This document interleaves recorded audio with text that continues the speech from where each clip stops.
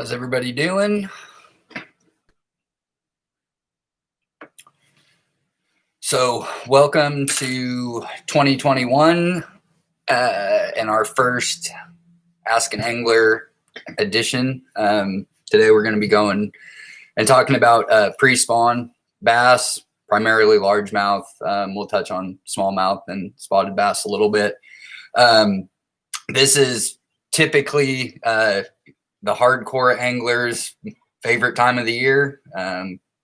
Getting out of January, moving into February, getting ready for that, any day where fishing can just, that light switch hits and you're not only hooking up on a lot of quality fish, but you're getting into quality with the quantity, which is really the only time of year that you can really get that consistently.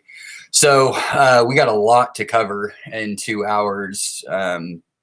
Pre-spawn bass fishing could be broken into 2 hours of each little topic that we're going to talk about. We'll start out with just kind of going through some of the terminology that will be used during this. So basically, when we're talking pre-spawn bass, it's typically in association with the late winter period and all the way up until they get onto beds and they build their beds.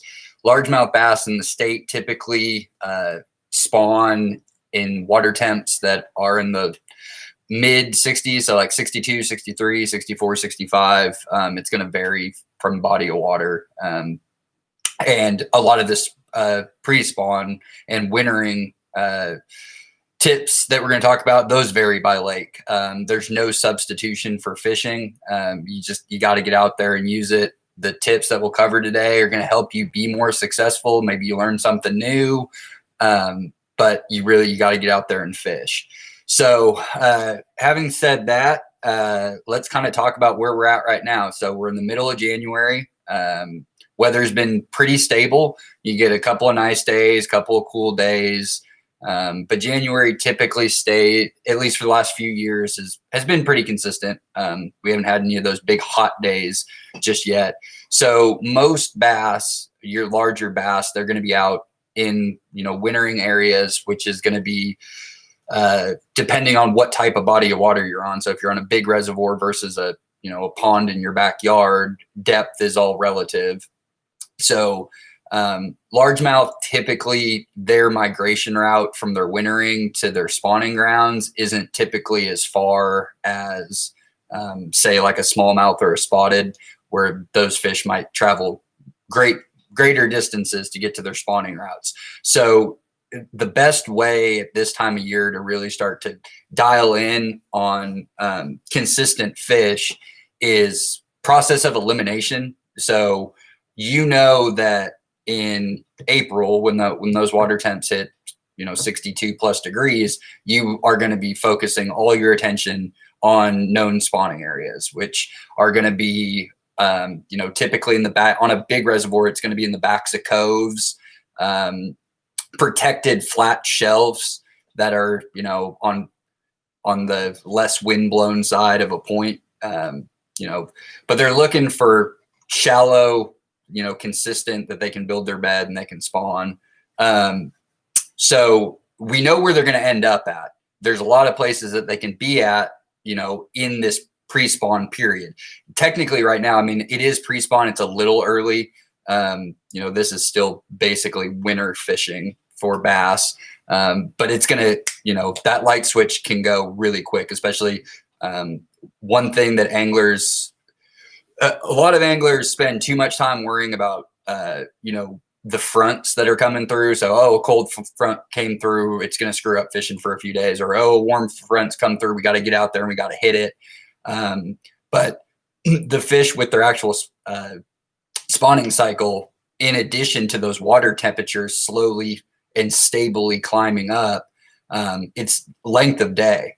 So, every day that goes by now, the next day is longer than the one before. And that's really what those fish are keying in on, is the length of the day. So we'll kind of talk through this as if we're maybe a month from now versus right now. If you're going to be targeting bass like right now today, while water temperatures are at their coldest that they're going to be for the year, we're kind of in that 3-week stretch where water temperatures will not be any colder than they are now. And we're not going to get enough warming trends to come through to really stably increase the water temps. So you'll see slight fluctuations in the shallow water, but those bass, they're sitting out on that deeper and deeper structure. And they're just biding their time, picking off a big meal occasionally. So the best way to catch bass right now is, to go find those wintering areas, which are going to be, off of main points, out towards the main channels of whatever body of water you're on and whatever it relates to structure. So like old road beds, big stump bedding areas that had been clear cut when they made the reservoir, things like that. And it's slow. I mean, you can pick off some really nice fish right now, hitting hot and heavy. It's not going to be as consistent. You might get into a lot of fish one day and the next day you can't touch a fish. So bigger profile baits, jigs, bladed jigs, worked around structure are going to pull fish most consistently right now. But what we're going to focus on in this course is kind of what we're moving into, which is all of February. And then depending on where you're at in the state, so wherever your body of water is and how quickly that water warms up and gets stable in the 60s, that's obviously going to start in the southeastern part of the state. And it's going to slowly work its way across the state.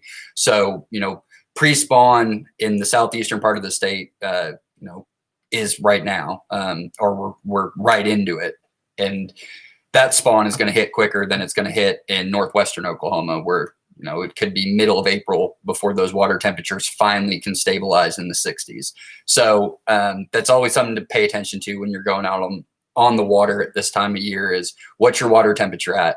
If it's below 50, you're not going to have any pre-spawn activity. So if you're in the high 40s, if you're going to be picking off bass, it's going to be in that deep, stable temperature, high oxygen, picking them off with big, slowly retrieved and jigged, big profile baits, like long worms on the back of a jig, brush hogs, things like that. Once water gets stably back into the 50s, especially you start creeping towards the mid 50s. So that 52, 53, 54 range. Now we're going to see fish with these longer day periods. They're going to start, moving up in relation to where their spawning beds are at. Where they're going to hit first are going to be those, where your primary points are out on a lake.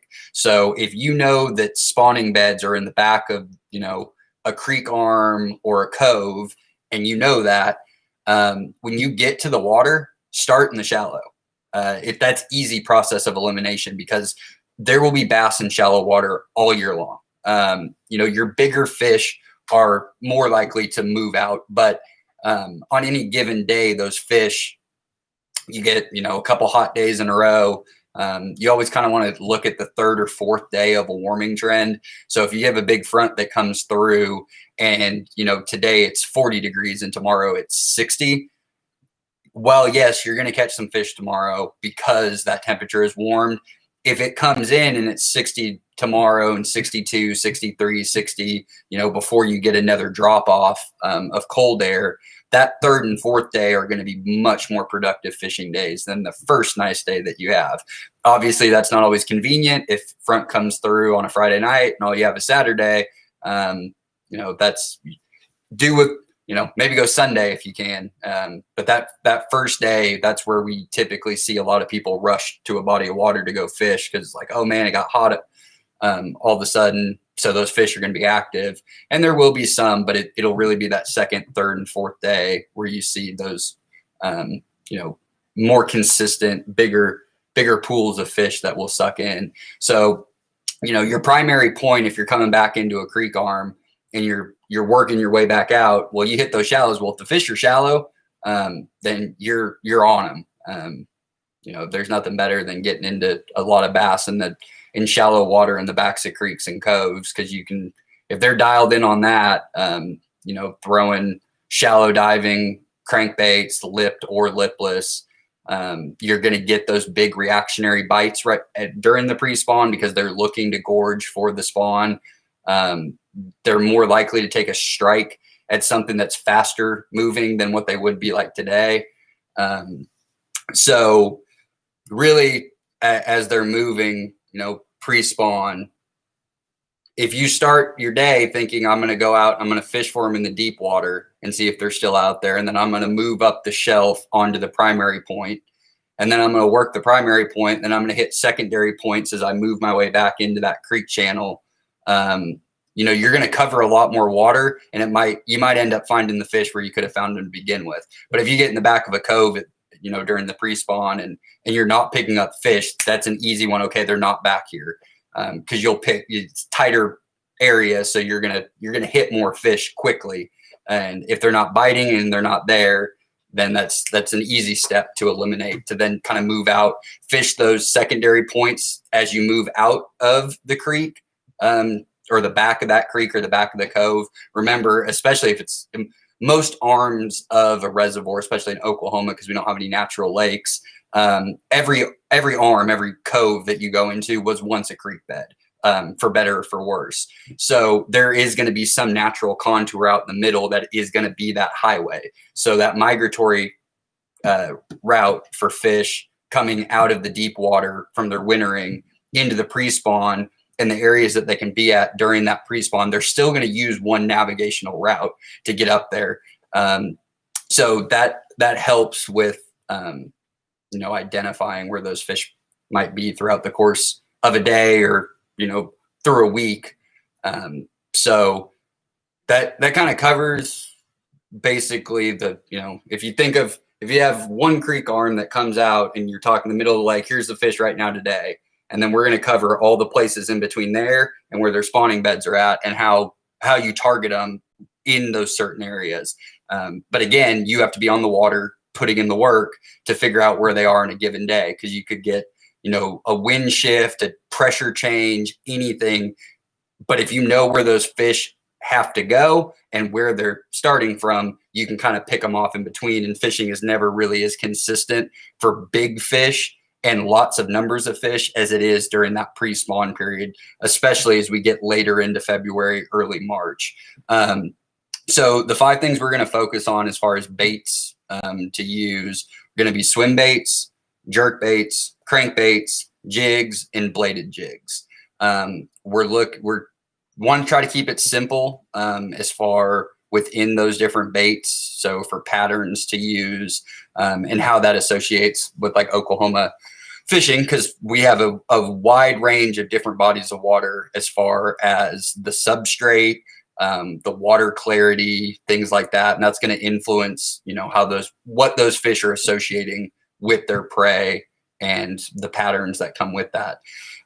We'll start with swim baits. That seems to be the most popular form of bass fishing in the last, probably 5 years for sure. But, the last decade, all the major brands are looking at improving their swim bait technology.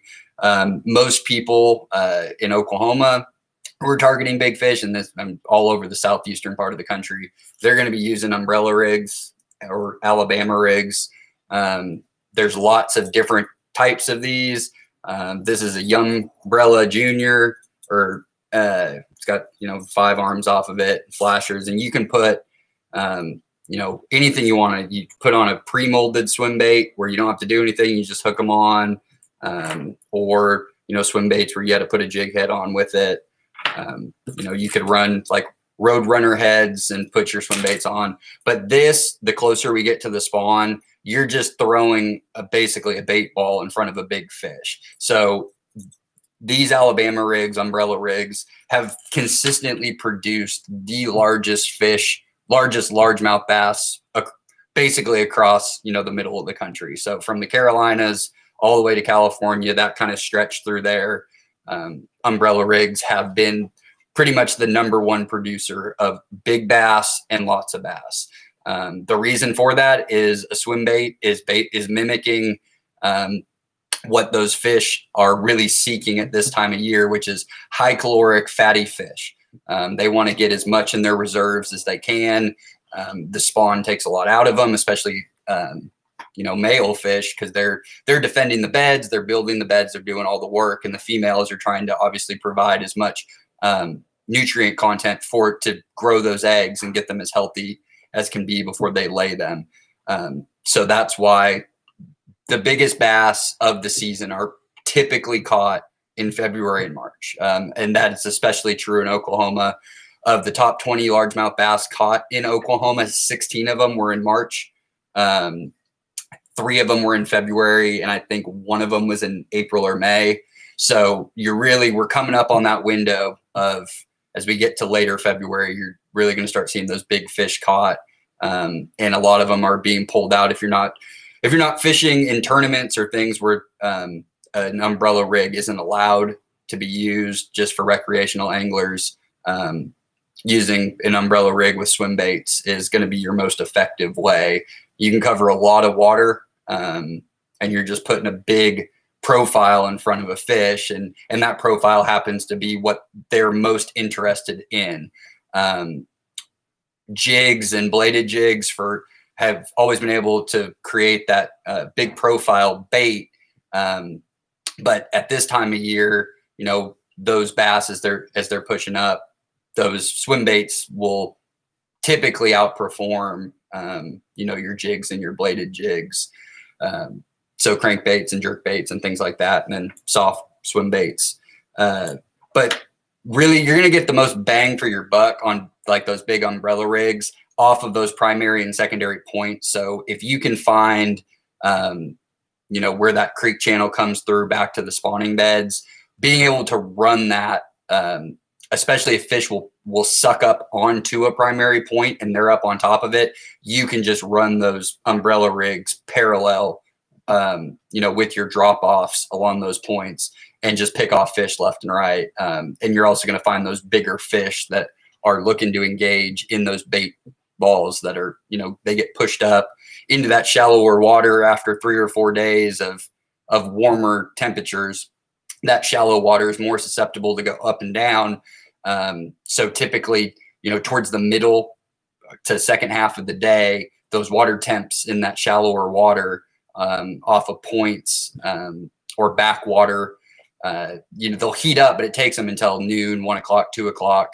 And then you'll really kind of start to see that bass bite pick up in the afternoon, in the shallower water. And then obviously overnight, water temps come way down. The shallow water that's there, is going to drop quicker than when they recede back out.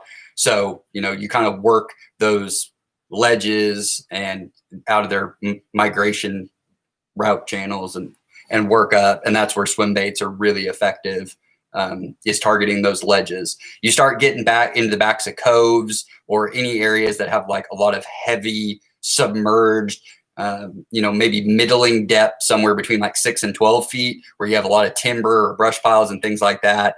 You don't want to run your umbrella rigs through those. You'll get hung up, and they're not cheap. So you're going to use those umbrella rigs, kind of focus off of points, not going to get hung up. And even when you're throwing them, make sure that you're throwing them with enough rod and reel with your line. If you try to throw it with, a lighter action rod, it's not going to perform as well. So you really want, a stiffer fiberglass rod with a little bit of a soft tip, to give you just that, especially in the colder water, those bites can sometimes be a little subtle. So just having a little bit of give at the end of the rod will help load the action of the line, because with these heavy umbrella rigs, you're probably going to be running braid, or really heavy mono. And then you probably want to put on a, 10 to 12 pound fluorocarbon leader to tie on to the end, to take away some of the, visibility issues that fluoro is. And that'll really help you identify those bites, especially if you're not trolling, where you get the big rod bend over. If you're just slow to medium action, working that bait in, having a little bit of that rod tip to help you will help you land more bites, because at this time of year, the fish's mouths, so the little film that's right there, anybody in here who has caught bass in the winter and has caught bass in the dead of summer know how much that film right on the mouth changes as the water temperatures get warmer, and that gets looser, and you get a lot of fish that will go airborne and throw you because they've basically worn a hole in that little film, and your hook point, even with the barb, just pops right out. This time of year, it's the exact opposite. That mouth is really hard, and they can grab crankbaits without actually penetrating with the hook point. Because if they're coming in and you're using a slower presentation, if you don't have direct contact with that bait, you can miss a bite real quick at this time of year. So fluorocarbon, like 10 to 12 pounds in there, is a really great leader to have on if you're going to be using braided line. If you have mono on, if you're doing more of a vertical presentation, if you have like spinning equipment, again, just tying on a fluoro leader to the end of your line will help you pick up and notice a lot more of the subtle bites that we get at this time of year. So in eliminating these known areas, so we've worked our way from the back. We didn't find fish there in the morning. So now we're moving out and we're looking at these, secondary points, small depressions. So like I said, all these creek channels that come in, that's the main highway. So that right out in the middle of that cove, using your electronics, getting a lake map with topography, having a lake map, especially if you're going to bodies of water that you're unfamiliar with, if you can get a lake map that actually has the contours and the topography, and you can read those lines, that's going to save you a lot of time right when you get on the water. Because while your electronics are helping you in real time, knowing where those actual breaks are, as opposed to wasting time on your boat going back and forth to find it, that's going to help you just right off the bat. It's going to save you lots and lots of time just having a hard map on the boat to look at and say, okay, here's where that channel is at. This is where I know fish are wintering at. This is, if they're moving to any of these creek arms here, these are the routes they're going to take. And then again, you're just process of elimination, finding those fish where they want to be found at a given time based on, weather, light, water temp, things like that. So having that swim bait ready to go is your primary option when you're out in that deeper water, or when you're targeting the tops and sides of primary and secondary points. That umbrella rig is going to let you cover the most water. You should probably have a rig set up, with some type of jerk bait. A lot of times that they don't want that consistent. They want that stop and pop, stop and pop, stop and pop, and then that slow rise. That's where that fluorocarbon leader is really going to help you. Because if you pause and pop that jerk bait and it starts to come up like this, that's also giving you a little bit of slack in your line. That fish is going to grab it, and it's going to know it's artificial. And if you don't feel that little subtle to get that hook set real quick, they just spit that thing right out. Their mouths are hard enough for that hook point. So on a lot of stock bought baits, if you go to wherever you go to get your lures, invest in some good hooks. Take those factory hooks off of them and put on some really good treble hooks. It'll help you land more fish overall, but at this time of year, it's so important to have super sharp hooks to be able to, really get a good hook set, especially on a bigger fish. Because this is the time of year you want to catch that double-digit bass. There's never a better window than February into March. So good hooks, you can't, good line and good hooks. Don't shoot yourself in the foot when you go fishing. If the fish wins the battle, good on it, but don't be the reason why you lose your fish of a lifetime, or you hurt your 5-fish bag or whatever, just because you didn't want to take the time to make sure you had fresh line on all your spools and put good hooks on. And then that's going to move us with crankbaits as well, lipless, standard in Oklahoma, Reds, an original rattle trap, or any of the I think this is a KVD rattle trap, or lipless crankbait. But Reds are basically the colors that I'll use with any swim bait or crankbait. It's going to depend on the body of water and the water clarity. So if we're talking super clear water, that's a relative term in Oklahoma. depends on where you're at, what's, in a certain pocket that has cleaner water, some of it is going to be considered crystal clear, others going to be dingy clear. But with clear water, you want to use naturally colored baits. So any type of swim bait, jerk bait, crankbait, keep it in a natural shad coloration. So something that is, along the lines of kind of that dark gizzard shad back and light body, something like that. Whites, anything that's going to mimic the natural bait fish. And when they're in clear water, they're going to have more of that. More light gets in, so it really gives more of a reflection on the color of the actual fish, that pigment in that clear water. So clear water, use naturally colored baits. Don't bother with like chartreuse and really obnoxious colors. Those fish are looking to target natural prey.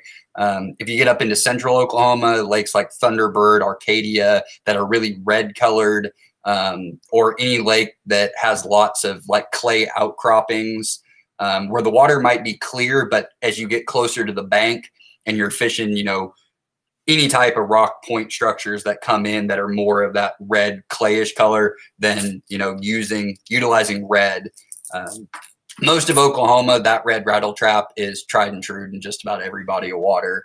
If you have muddy water, so we're talking, if maybe you have a clear water lake, but you get a flood that comes through and it really dinges it up, that's when, going to baits that are, more of that chartreuse back, something that gives it that flash in the water. Whites, if you ever pulled the fish out of a muddy farm pond, and it's, like a largemouth, but it almost looks like it's a ghost. It's got that pale coloration, that really heavy inflow of the red clay, especially on bodies of water that don't have a way to drain that out or good vegetation to clear it up quickly. Whites and reds, to either match the color of the water or match the prey species that are going to lose a lot of their pigment while they're in the water. So, and for farm pond, if there's anybody on here and a lot of this reservoir stuff isn't really going to be beneficial to you because you're fishing, a small pond, and all of what we're talking about holds true to a pond. It's just, relative. So a wintering ground from the spawning ground might be 30 feet, and in a reservoir, it might be a mile. So less ground to cover in a pond. But again, what color is the pond? What type of structure does it have in it? Knowing where the fish ultimately end up, which is on spawning beds, and where they're at now, there's just different types of structure in between those 2 points. And depending on the body of water, like I said, there's no substitution for fishing. But the bigger the body of water, the odds are, there's more dead water that you are going to have to, you want to identify what's good fishing water, what's not good fishing water, because the majority of fish are holding in a very small percentage of that water. So knowing what colors to use and where to look based on where they start and where they end up. So that kind of pushes us to what else you should have on your boat. Because again, crankbaits, swim baits, jigs, bladed jigs, and jerk baits are your best baits at this time of year. And in any of these places, while, one of those baits might be a little bit more effective, all fish are different. So they're trying to do the same thing, but each individual fish, its preference for what it wants to eat is going to vary from the group. So if you're pulling a bunch of fish off of a primary or secondary point using a swim bait or some type of crankbait, and the bite starts to slow down, you've picked a few fish off, you're still marking them, your electronics are showing you there's fish there, but those fish are not keying in on that, reactionary bait that's moving at a greater rate of speed.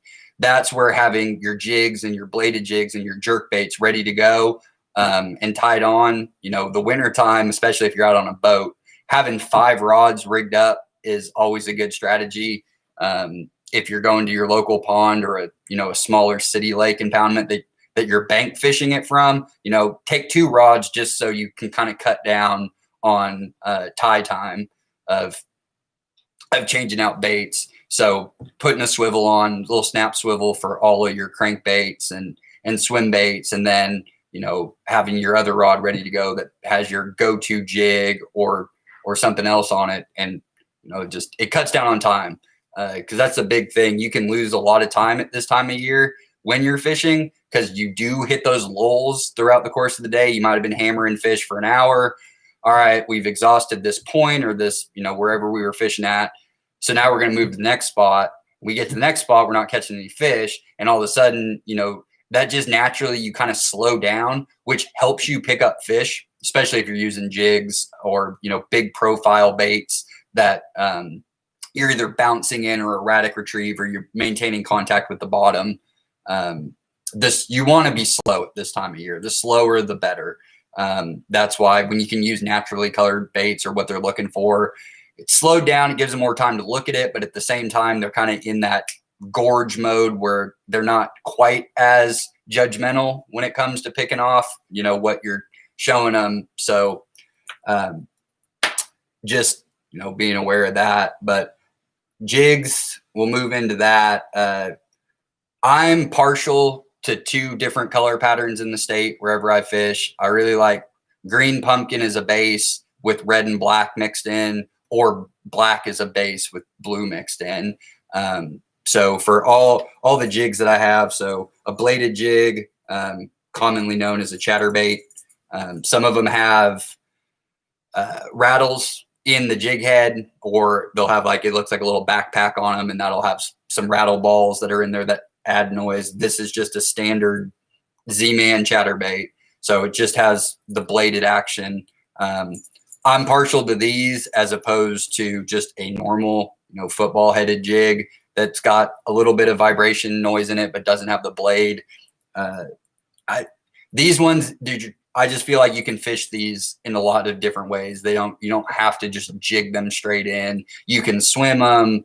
And that little bit of vibration is what those bass are looking for at this time of year because they're trying to target bait fish. So bouncing a jig along the bottom, while you will pick up fish within the schools that are feeding heavily, which is why I said you get up on a primary point, it slows down.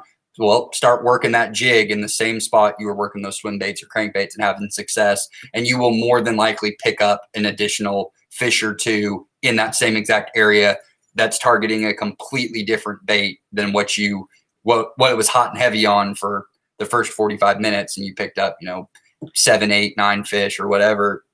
But in that same area, there's just fish that are just different than the other ones. Then, they're just like people. They have their own habits. There are some fish during pre-spawn, all they want to do, they want to get up there, do their business, and they're done. Other fish, they like to linger for a long time. And so all of their habits for each individual fish is different. So having a playbook of 4 or 5 different go-to baits and then knowing what color schemes to use based on where you're at is just going to speed you up to get to those fish quicker. What you're going to find is that when you take all the topics that we're going to touch on today, which is basically just five baits and 5 areas in a 6-week window. So you can use any combination of that anywhere you go, and you're going to find success. But most importantly, you're going to find your own success because you're going to go to a lake and you're going to realize, okay, I'm using this color, but I really like this color. Nobody else is using this. And you just start picking up fish. Those are just the little intricacies of fishing that I love because there's no wrong way to fish. Everybody has their own style, their own preference. Some guys are, they're hard on power fishing. It's like you can't get them to hold the spinning rod in their hand because they refuse to do any type of finesse.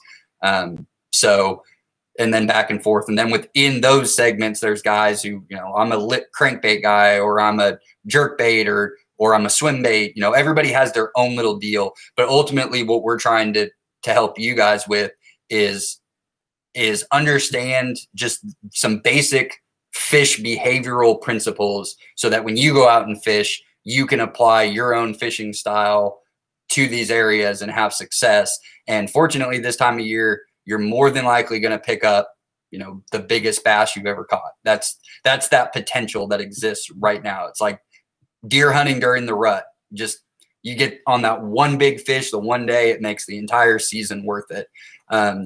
So we've gone through our jigs and our crankbaits and our swim baits. I'll show a couple of trailers. I'll just spend a few minutes talking about what I like to use, of what I have here and what I use consistently. Like I said, I'm partial to a couple of very particular colors in the state. I always favor a green pumpkin and red above all. I start with that no matter where I go, unless I'm using, a swim bait of some kind that is supposed to be mimicking a shad.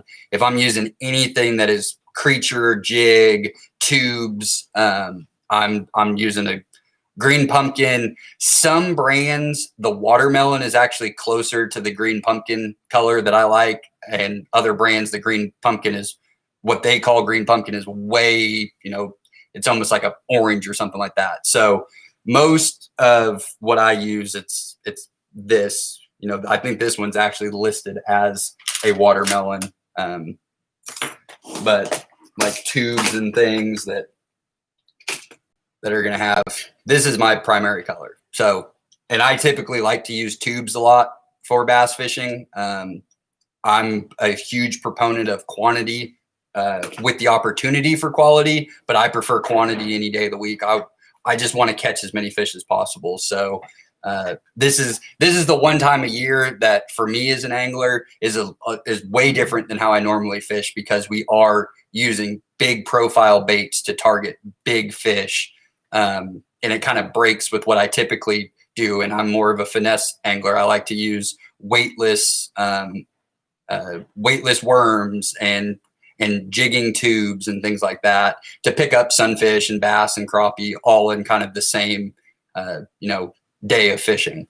So, but this is not about that. We want to put you on a big fish, and we want to put you on a lot of big fish. And that's what you can do at this time of year. So, but I stick with this color pattern. So, on any of these bladed jigs, they come stock with a skirt on them, and you can put just about anything behind this. You can put, you can put a swim bait trailer behind a bladed jig, which is why I like bladed jigs, just for the versatility of, I can throw something like this on, and instead of bouncing this thing along the bottom, which you can do, if fish they just need a little bit extra, I can swim that in. I can fish this just like a crankbait.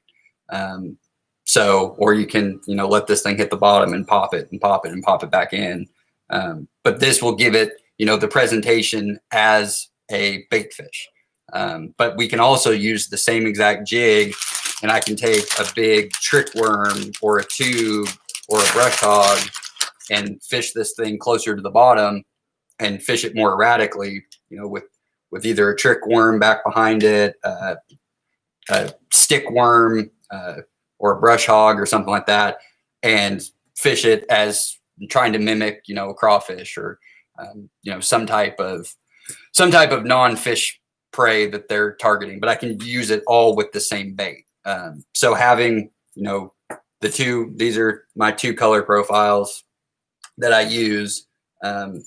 And if I'm not putting a swim bait on it, I'm putting on typically I'll use a Senko, like a 4-inch Senko, and put it behind this, and maintain contact with the bottom, with the steady.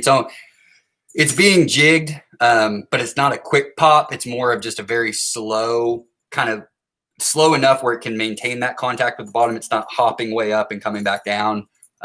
So this is chatterbait with a big trailer on it is my go-to big bass at this time of year. I don't spend a lot of time using umbrella rigs and things like that. They're expensive, and it's easy to lose them and things like that. But I always keep a few, because there are those days where those fish, man, they want to go after those bait balls. But I'm partial to either a jig or a bladed jig. So in eliminating the known areas of starting off shallow and working your way out, we talked about the warming trends, which is, anglers have a tendency to want to rush to the water that first nice day. Wait till that third or fourth day if you can. Don't get too complicated. Again, if you go to a Bass Pro or Cabela's or Academy, wherever you're going to get your fishing tackle, it's overwhelming. You go down an aisle and you have every different color, every different size. But the big thing is just understanding what that prey balance is with your local body of water, wherever you're going to fish. And then utilizing your 5 points. You have your spawning bed is where they're going to end up. And then you have their wintering hole. And then everything that's in between that is your primary point, your secondary point. But look for funnels. Look for funnels with ditches. Most reservoirs in Oklahoma, you're going to have a lot of these funnel areas because they are man-made structures. So you have lots of bridges, lots of backwater, very near to where these, wintering areas are. Some of the backwater that you'll find going through a funnel underneath a bridge, that just goes kind of into a back holding area where it doesn't look like much, but it's a spawning area for fish. They utilize it throughout the day, but finding a funnel like that, you can really catch a lot of fish really quickly, especially like small bridges. So like just a little state highway bridge that, has 2 pylons on it. It's just big enough to get your bass boat under and back. Those fish come and go all day long because you're going to have fish that just live in that shallow water. They want to be in that shallow water. They don't care what the temperature is, what time of day is, they're back there. But as these pre-spawn fish are moving up and they're checking out those, spawning areas, they want to be able to move quickly. So that deeper water into that shallow water, that's why points are so important at this time of year, and those secondary points, because the weather, you do have those days where it's like just a couple of degrees make a difference. But those fish don't want to go very far. They're not going to work. If you get a cold front, especially the closer you get to the spawn, as water temperatures start to get closer to 60 degrees, don't let a cold front push you off the water. You might get just a 2-day snap that comes in where the high is only high 30s or low 40s, and the overnights are, in the 20s or something like that, or low 30s. And in your head as an angler, you're like, there's no way fish are going to be shallow. Like they just got shocked overnight. Temperature just dropped 30 degrees on them. The closer you get to the spawn, largemouth are lazy fish. They're not going to run all the way back to their wintering grounds. Now, and this is especially true in a big body of water. Now, a pond, if you can cast across your pond and the water temps has gone, way down, yeah, they're going to retreat back out to the middle. But that 30 feet between their, their quote unquote wintering area versus their spawning area, if you can reach it, all of that with one cast, it's an entirely different dynamic. But when you're on that big body of water where fish have lots of options, lots of directions to go, the further we get, into February and March, the farther that those fish have pushed in, on a daily basis, where they're not, right now, you might get a warm day and that fish wants to move from its wintering ground up that main point. So you could have a creek arm that goes way, way back, a mile back to the back of that creek bed, or a half mile. And those fish, where they're out in that main lake sitting on, the main channel, or, the main arm where it comes into the channel, and they're sitting on structure, they're going to move up onto those primary points first. They're going to want to gorge, but they also want to be close enough to stable oxygenated water that if you do get a dramatic up down of a front that comes through, whether it's warm or cold, they're not going to go far. They're just going to drop back down. And then as we move along farther into February, those fish are going to start moving from those primary points further back into these creek channels and coves, and they'll hit up those secondary points. They'll start looking for funnels to find bait fish, especially if there's, riprap and bridges, things that break up a shallow protected body or part of the water from, that deeper water. And they'll slowly just be working their way back. And then as they get, dialed up, that water's 60 degrees, they're thinking, all right, a couple more longer days and a couple more degrees, and, we're dropping eggs. that's the time where a cold front can come in and you're like, oh man, it's going to be another week. It's not. They're not going to go. They might fall back a little bit, and by a little bit, if you're on the back of a creek arm or a cove, that little bit is just coming from the shallow area of the cove and then just dipping back out into that main creek channel that's still in the back of that cove. So you're going from 4 feet of water to maybe 8 feet of water, but they're not running all the way back out of that arm out towards the main lake. So you can really get tricked with the warm weather days more at this time of year than you can the cold weather days. The cold weather days are actually more consistent as far as being able to pick up fish. So that's something to pay attention to. We get that question a lot. We see it a lot with anglers. Hey, there's good weather coming up. We're going to run to the lake on the first day. And it's like, man, it wasn't that good. It wasn't as good as I thought it was going to be. So if you have the time, always look at your extended forecast. What's that weather going to be like for 3-4 days after that first little bit of warm air that comes in? Is it sticking around or is it gone?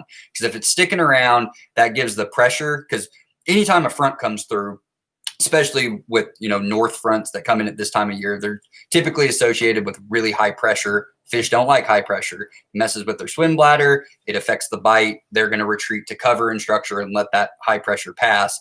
That's typically what you get on that first good warm day, is that pressure is up a lot higher than it should be. So if you have the ability to wait till that 3rd, 4th day of consistent warmer temperatures, you're going to be far more productive on day 3 than you were on day 1 of it. But the closer that we get to the actual spawn,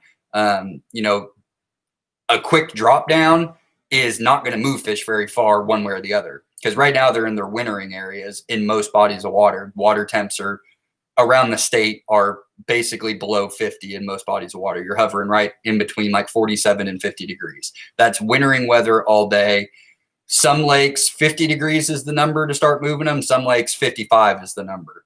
So again, no substitute for fishing. You'll learn those things on your lake, on your body of water, the more that you fish.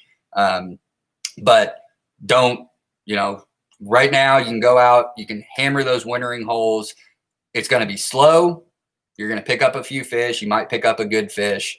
But you know what you're getting yourself into. It's how do you identify during this pre-spawn time?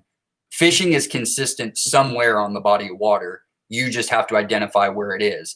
And typically, if you fish a body of water where your known spawning beds are in the back of a creek, in the back of a cove, you can work your way. Like I said, I'd start in the shallow first because I want to know where they're not. If I think that they're still out in deeper water, I can really quickly process of elimination, start in the back. Okay, water's still too cold. Not a lot of fish back here. Move myself out to try to find those funnels and ditches that kind of offshoot in those creeks where you might have some backwater ponds, or, culverts that come in depending on, where you're at on the body of water. And then work those secondary points and then hammer the tops of those primary points. And if I'm still not touching a lot of fish consistently, then it tells me, okay, the water's still cold enough.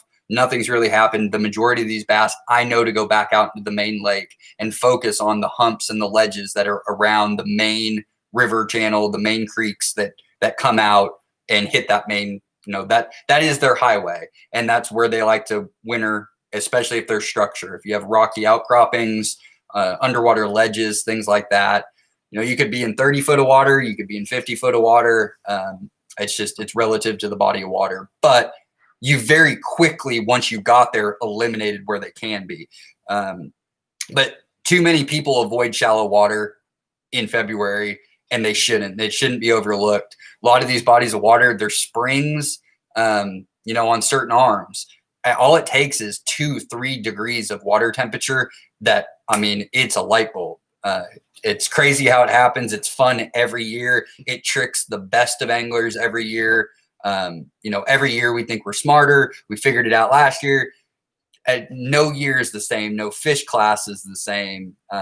It's always a game of cat and mouse every year, but it's the most fun game of cat and mouse that we play all year long. Of all the species that there are that you can target in Oklahoma, pre-spawn largemouth bass if you're just in it for the, the pursuit, you're out there just to win that battle. That is one of the, this is the most fun time of year to really get out there. So if you take anything away from this, it's pay attention to your extended forecast and never pass up shallow water, even when you think it might be too cold. And that's getting to know your body of water. Because again, if there's a creek that comes in and that creek is fed off of a spring and that water temperature that's coming in is 2 or 3 degrees warmer, the back of that cove could just be loaded with fish. And you go out around the main point and go back up another creek arm where there's not a spring, then the fish that utilize that for their spawning areas are still going to be out in that deeper water. So just on the same body of water, you can have a lot of different things happening with the same species of fish just based on where their spawning areas are located. Because certain spawning locations just have some different unique factors that will get those fish up shallower at a time in which other fish on the lake, if they're hell-bent on going up one creek arm to spawn, it could be a couple weeks behind, which makes it, that's why this is why you don't fish in the same spot all day. You're trying to pick up however many fish you think you can pick up until that bite slows down, and then go cover water, but cover the right types of water. So again, funnels, primary points, secondary points, the backs of those coves, and then out into the main lake if you're not picking up fish on those areas. And at any point during this, feel free to type questions in. If there's a topic that I'm touching on and you have a question about it or you want to know more about it, when we kind of get towards the end of the presentation, it'll just be an open Q&A until everybody leaves and has had all their questions answered. But if you have anything, don't lose it. It won't disrupt the presentation. So at any point, if you got a question, just type it over into the bar and we'll address it as they come up. So I'm trying to think. Water temperature changes. Again, largemouth bass spawn between 62 and 65 degrees. We can kind of touch a little bit like on spotted and smallmouth bass if anybody's interested in that. I'll answer the question from Corey first. When starting in the back of cove, how long would you stay before moving out? It's hard to say. I'm a pretty impatient angler. I won't overfish an area if I'm not getting bit.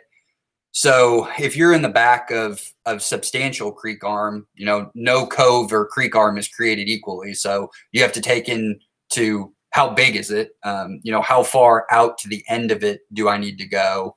Because obviously the larger that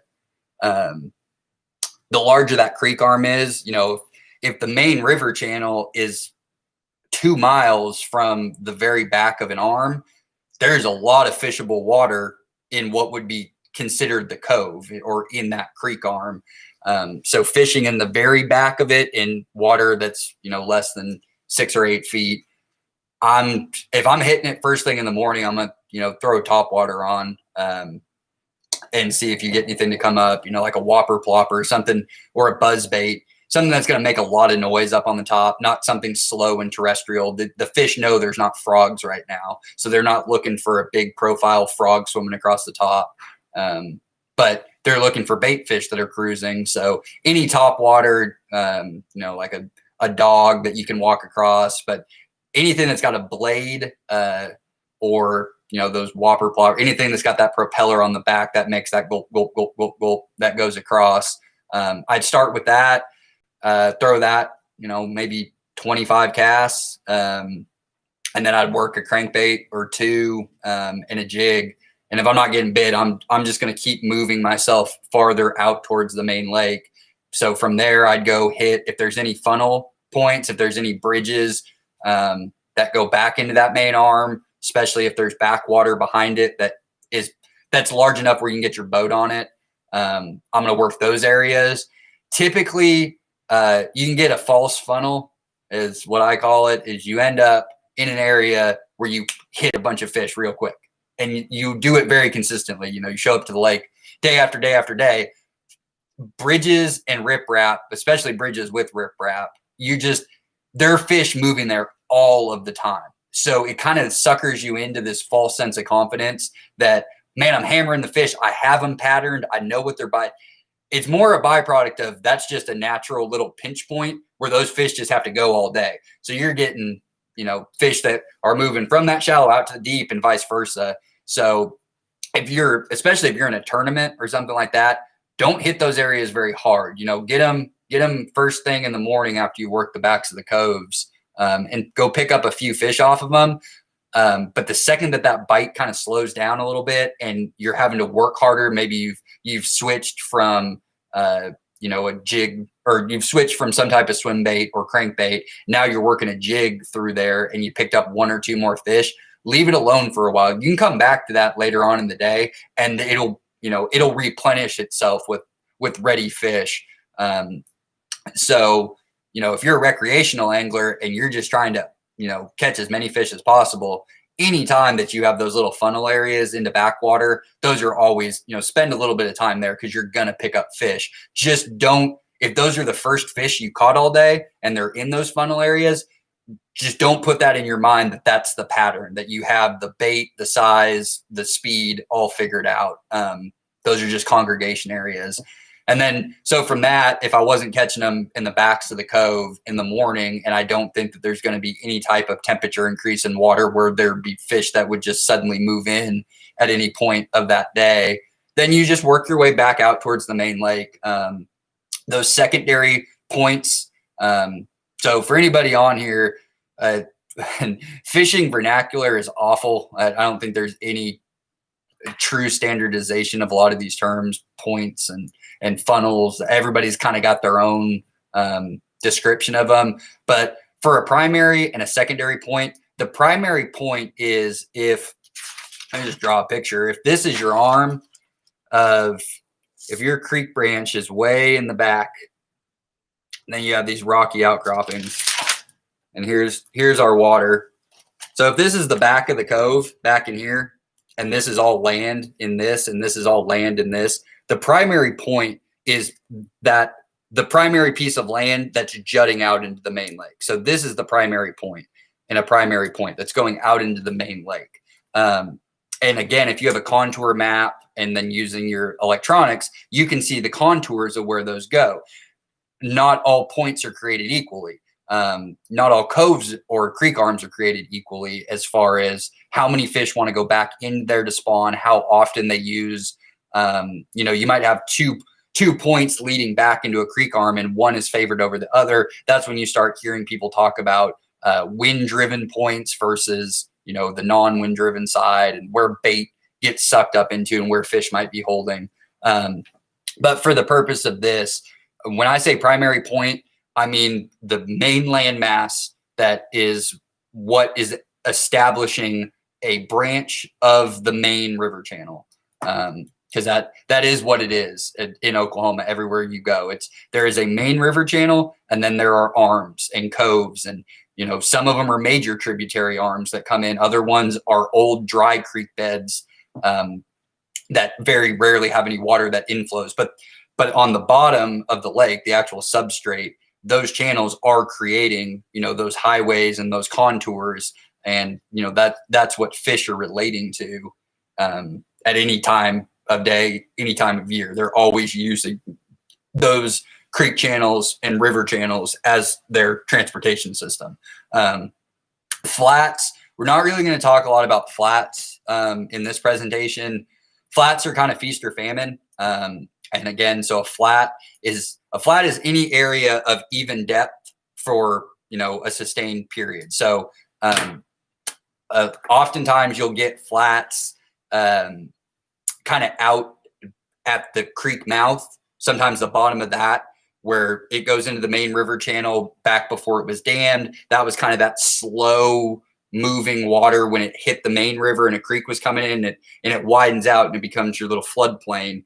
So you get flats on that. You can get flats in between points.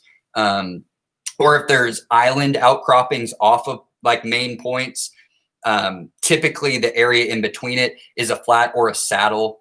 You hear people use saddle a lot, and that's basically just a shallow body or shallow depth in between two land masses is going to be your saddle. And then on tops of that, you might have flats.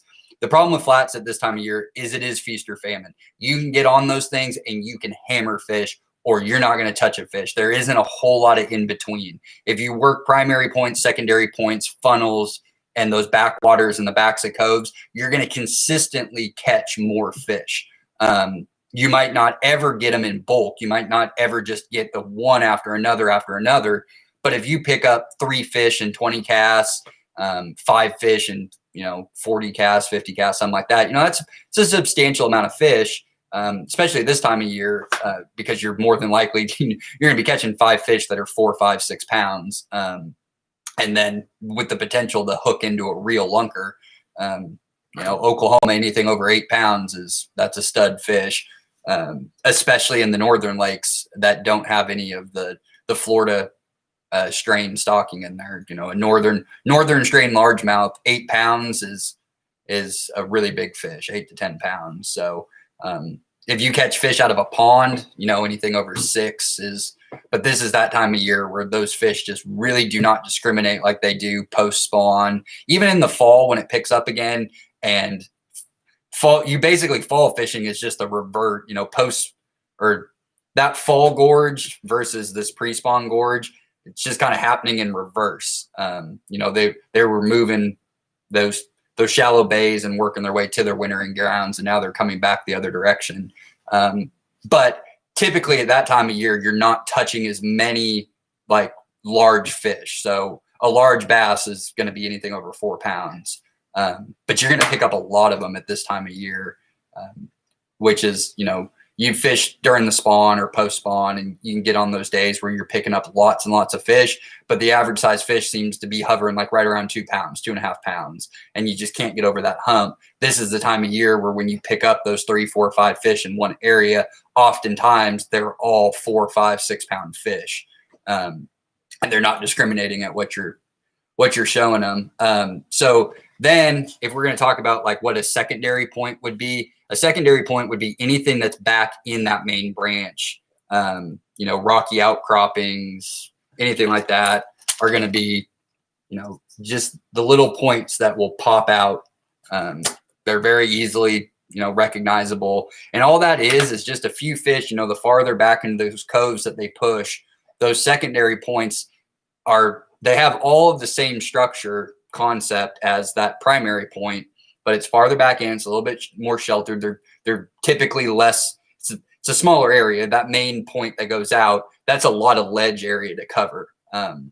You could have fish scattered all throughout the top of a point.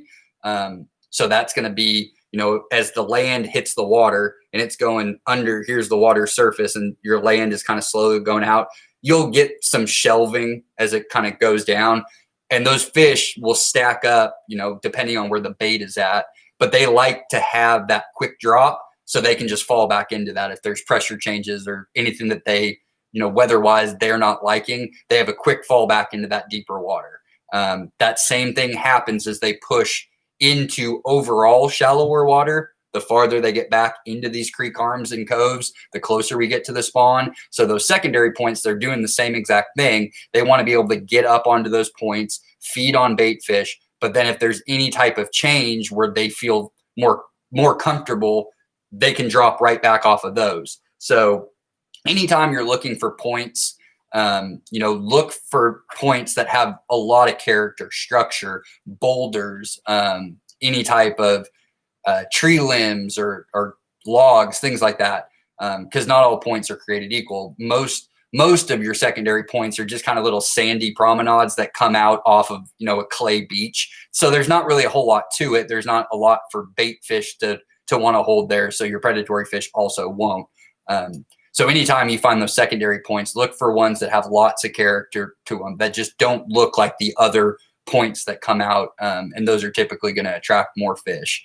And then, like I said, those funnel areas, some lakes have lots of them. A lot of the eastern reservoirs, or in the eastern half of the state, there's all those state highways that go over all those creek arms, and within them they have those culverts, for flood retention, things like that. That those are great spots. You can on a big body of water that has a lot of them, you can pretty much just hop from funnel point to funnel point all day during the pre-spawn.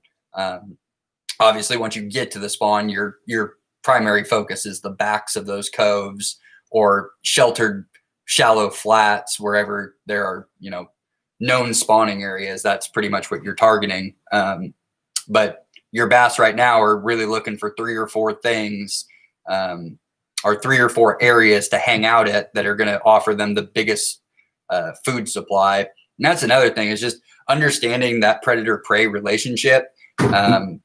Watch for birds. Sometimes birds will help you a lot of the times on certain points.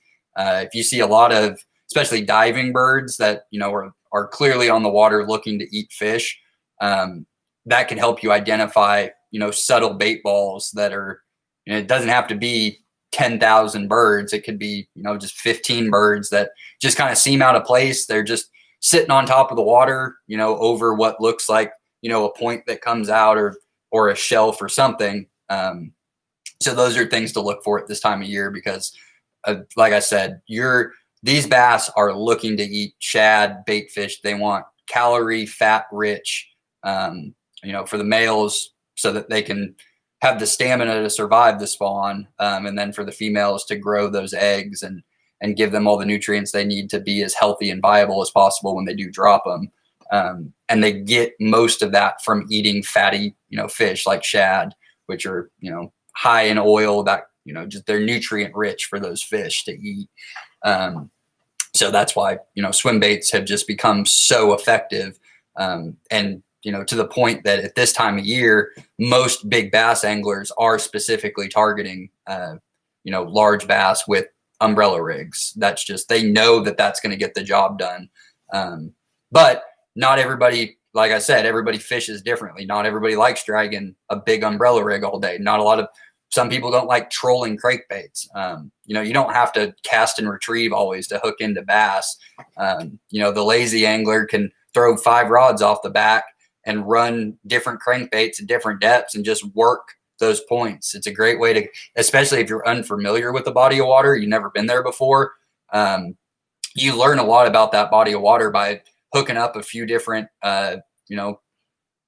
crankbaits, lipless, lipped, even just plastic swim baits, fish them at different depths off the back of the boat and just run all these same areas. You can start off, position your boat to face out to the front of the creek mouth, and then throw those things out behind you in the shallow area and just pick one line to run, run one bank, look at it. And when you came in, identify, okay, this bank has more character than this one. So just troll out that. That can help you pattern in. If fish consistently hit one of those lures over and over and over again, that you're on to something as far as the profile of that bait. It could be the size of it. It could be the color of it. Those are little things, but trolling is a very effective way to learn a new body of water, especially this time of year, whether it be an umbrella rig or crankbaits. Especially bigger bodies of water where there's a lot of water to cover. You don't want to just be sitting flipping a jig all day and all you're doing is just filtering water. You want to be able to put yourself on fish. So trolling is an effective method for covering. You can put those baits right where they need to be for longer periods of time, and you get some bycatch in it. I never go out to target one species. I mean, if I am bass fishing, I put myself in opportunities that if there's white bass or crappie that you can catch using similar profile baits, I always want to be able to catch as many, fish as possible. And the more species, the better. So it's also a good way to learn where white bass live on a lake. Because those white bass are getting closer to, we're going to cover that in a couple of months in our March virtual course, but how to target spawning white bass, and trolling for largemouth at this time of year can teach you a lot about that population or that lake's population of white bass as well. Does anybody we're a little over halfway. If anybody's got any questions, like I said, just throw them up, or if there's any subject matter I haven't touched on, that pertains to bass fishing, we can talk about that. Before I got on to that last question, we're going to talk about smallmouth and spotted bass. The main thing with smallmouth and spotted bass, they're looking for a different type of area to spawn. Their migration route between where they're going to winter at versus where they're going to spawn is typically a lot greater distance than largemouth. They're more riverine fish just by nature, even when they're in impoundment. So, outside of the Florida largemouth that we stock into the bodies of water, and their genetic code gets passed along over the years. But northern strain largemouth, there weren't natural lakes in the state. So anytime you're fishing a lake, fish it like you would a river. I mean, think of the body of water as a river. So all those creek arms that come in, and spotted bass and smallmouth, they're looking for more of those gravel basins to lay eggs. So some lakes in the state don't have that in the actual lake portion. So some of those fish will travel, distances upriver. The upper Illinois off of Tenkiller is a good example of smallmouth that will be down in the main lake in the summer months and winter months. And when they want to spawn, they'll push way up into the river system of the Illinois, and then potentially even break off up some of the side tributaries like Barren Fork Creek and things like that. So fishing in actual rivers at this time of year, as you get closer, March and April, you can really pick off some really quality smallmouth at the mouths of gravel clear streams that feed in. That's going to support a healthy population of spawning smallmouth and spots. That's the type of substrate in the environment that they're looking to rear their young. Whereas largemouth, they're looking for soft sediment where they can build that bed in protected estuaries or coves in the back, that provide that shelter for those fry once they're born. So that's something to think about if you're ever on a lake that does have, and most of the lakes on the eastern half of the state are going to have all three species of black bass in them. That if you're catching a lot of smallmouth and spotted bass using tactics that you think you should be catching largemouth for, keep catching the smallmouth and spots if it's working for you. But understand that if you are going out to target smallmouth or spotted bass at this time of year, and not say this time of year, this course is typical, or we're talking about February and March. But again, any day, if we get long enough periods, once that water temp stabilize over 50 degrees, you can consider yourself right now in pre-spawn mode. But those smallmouth and spotted bass, they're going to be in different portions of the main lake on different types of substrate. They like the hard gravel, rocky outcroppings. They're not going to hunker in parts of the lake in logs and stuff like a largemouth will. So just what they utilize for structure, it's just a different type of substrate in the lake. But while they're all black bass, all three species have, differences in how they go about their pre-spawn routine and where they ultimately end up to spawn. Largemouth are typically the most predictable. But if you can get, a body of water where for smallmouth, it's like the main lake supports them great on this. But if you start looking at a map or an aerial view of the lake and you realize that most of the, shallow sheltered water in the main part of the reservoir without actually going up a river or a creek that comes into the body of water, and you see that there's not a lot of gravel or hard substrate for those smallmouth or spotted bass to spawn, then there's a good bet that all those fish are going to end up in one place at one time at one end of the lake. If there's a river or creek that comes in that has all of those elements that help them with spawning. So again, that's why, funnels into backwater for largemouth is great, because they eventually have to end up back there, and those fish are just constantly roaming back and forth. It's been kind of a quiet bunch. We typically have gotten more questions in the past on these. So I've just been kind of going through my own spiel. But if anybody has, like I said, if you have a question, if you have a lake specific question or a bait specific question, now is a great, we can answer it here.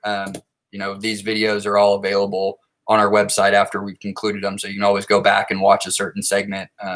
If we touched on something that piqued your interest and you can't remember it, you can always go back and watch it. Trying to think of some other good pre-spawn things to be aware of. If anybody this doesn't have to go the full 2 hours, so we start to run out of steam here and nobody has any questions, we'll start to wrap things up here pretty quick. But I'll do a quick kind of run back through of what we've touched on if anybody's shown up late. We're talking pre-spawn, largemouth bass for the most part. So that's going to be all the month of February. In most parts of the state, that's all of March. In the southeastern part of the state, if water temperatures can get to those mid-60s quicker, you're going to see spawning activity occur earlier in the southeastern part of the state than you are in the northeast, southwest, or central northwest part of the state. And you'll kind of see a gradual rise as it comes up. The northeastern part of the state is typically going to be lagging about the farthest behind. You start getting up into the northwestern part of the state, there's not as many bodies of water up there. So but that one up there, the panhandle especially, they're so affected by weather fronts that come through that it can take well into April to get some spawning activity. So that's what we mean by pre-spawn. Pre-spawn is that period of late winter to when they actually spawn. Their wintering grounds or their wintering areas, there's some fish that they just live shallow. There's always going to be largemouth bass that are shallow. So it's not universal that every single fish is going to suck out into the main lake and hunker down in 50 foot of water. You're going to be able to find largemouth bass that are willing to bite in the shallows year round. Do the biggest bass in the lake spawn early in the spring or late? Depends on the fish. Like I mentioned earlier, every fish is different. They're like people. Every person is different. A lot of people do a lot of the same things, but there's just like one little thing that one person does that the other one doesn't. That's what happens during the spawn. In a smaller body of water, you can make the argument that those bigger fish are going to go first because there's, small body of water like a pond competition. Those bigger fish are going to be able to get up there and, lay their eggs, but they're really, there's not a great answer for that. Your spawning window is going to be once your water hits 62 degrees. But each body of water is going to be different. Some bodies of water, the fish are going to favor a little bit warmer on the, mid 60s to go. Other fish are good to go at 62. So again, there's no substitute for fishing. You just have to learn that, but know that once you figure it out that first year, it's typically going to be fairly similar as what to expect in the years to come, outside of just crazy events like a massive major flood that can kind of disrupt where fish are dispersed at. Because flooding during the pre-spawn, especially the closer you get to spawning period, that can mess with anglers because you have that tendency to want to push into the flooded cover. Well, those fish understand that water is going to drop. And so if you get heavy flooding around a spawn when the water temperatures and the light cycle is good enough for them to say we want to spawn, those fish in where the actual water is hitting land, because it's flooded and it's maybe 4, 5, 6 foot up, don't think that those fish are going to move up that, however, 15 more feet up the bank to spawn, because they understand that they can feel that water come up, so they know it's going to drop. So if you have areas on bodies of water where where they spawn in relationship, to the bank, target that. So if you get a big flood, spawning now might be in 12 feet of water instead of 3 feet of water, and that's just because you had enough water just push up the bank. So that's something that comes up. That's going to affect somebody somewhere, on a lake in this state. We will pick up a good bout of rain somewhere on a body of water right as those fish are getting ready to spawn. And I hear lots of commentary about that. Guys, they want to push up into that flooded cover. Those fish just aren't in there. Lake Elmer is clear water with tall grass. How and when do you fish it for bass? Um, well, with clear water and grass, your baits that you're going to be using are going to be more natural colored. So again, I prefer fishing clear water. I I grew up. I didn't grow up in Oklahoma. I grew up on the West Coast. So most of my fishing growing up was done on clear water. It's what I feel most comfortable on. I've lived in Oklahoma for 10 years, and it's most of the places I fish are considered stained and muddy. So that's been an acquired skill that I picked up since I've lived here. But in the clearer water, natural colors, your green pumpkins. If you have a good shad population, things of where's it good? That's more. It's got a little bit of that chartreuse through it. That's not so much to throw it. A lot of ponds. If you have clear ponds or anything, there's lots of golden shiners in this state. They get moved around by birds a lot. People put them. They just stock them into ponds as a forage fish, and they get moved around. So always having like a gold rattle trap on you or lipless crankbait. But when do you fish it for bass? You're going to fish it at the same times of year that everybody else is, fishing for bass. With that tall grass, looking for bedding areas. So where your transition areas are at. If you're running pre-spawn and you have grassy areas in relation to points and funnels or ditches, anything like that, you obviously want to be mindful that you're using weedless baits. There's